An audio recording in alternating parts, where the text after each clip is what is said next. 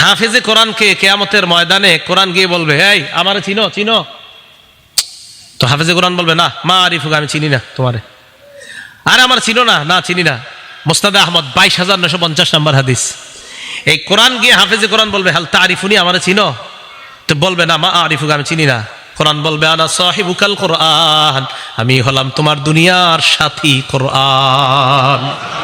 আনাল্লাযী আযমাতুকা আনাল্লাযী আযমাতুকা feel হাওয়াজির, আমি ওই কোরআন, যেই কোরআন তোমাকে দিনের বেলা পিপাসার্ত রেখেছিলাম, অথবা আযমাতুকা ফিল হাওয়াজির, দিনের বেলা খাইতে দেই নাই, ওয়া আসহারতু লাইলাতাক, রাতের বেলা ঘুমাইতে দেই নাই। এরপর এই কথা বলার পর ইউতল মুলকা বিয়ামিনিহি, ওই হাফেজে কোরআনের ডান হাতে জান্নাতের মালিকানা দিয়ে দেওয়া হবে। ওয়াল খুলদা বিয়াসিরিহি, অথবা বিশিমালিহি, বাম হাতের মধ্যে জান্নাতে থাকার সর্বদা যেন থাকতে পারে।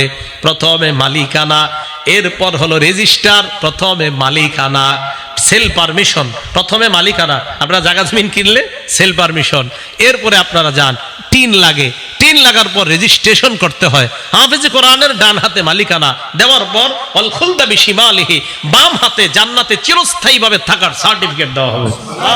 ওয়ায়ুদাউ আলা রাসিহি তাজুল ওয়াকার, তার মাথার মধ্যে সম্মানের মুকুট পরিয়ে দেওয়া হবে। দুনিয়ার মধ্যে যদি কোনো হাফেজে কোরআনের কোনো দাম নাও থাকে, আখিরাতে কিন্তু তার মাথায় সম্মানের মুকুট। মানে আমাদের চোখে যদিও মনে হয় যে হাফেজে কোরআনের দাম নাই। আচ্ছা আপনারা বলেন তো, বাংলাদেশের নামটা সারা পৃথিবীতে সবচেয়ে উজ্জ্বল করছে কারা? এই কথাটা, এটা আপনি মানেন বা না মানেন, এটাই সত্যি কথা। তাহলে কি বোঝা গেল? তো এই ব্যক্তিকে দেওয়ার পর এটা তো হইল ওয়ায়ুকসা ওয়ালিদাহু হুল্লাতাইন, তার মা বাবা তাদেরকে এমন 2 জোড়া পোশাক পরায় দেওয়া হবে। লা ইউকাউইমু লাহুমা আহলুদ দুনিয়া, দুনিয়ার সবাই মিলে এই 2 জোড়া পোশাকের মূল্য দিতে পারবে না। আর মা বাবা তো গরিব, একটা কথার কথা, বড় লোক হইলেও হবে, গরিব হইলেও তো একটা কথার কথা। আমার মানে মনে হয় এই জায়গাটা, বড় লোক মানুষ উনি হইলে তো উনি বুঝতে পারবে যে আমারে আল্লাহ তাআলা এত সম্মান দিলেন। তো গরিব যদি হয়, ও তো আজীব হয়ে যাবে। বিমা কুসি না হাজিহি, আরে আমগরে এইগুলা পড়ানো হয়েছে কেন?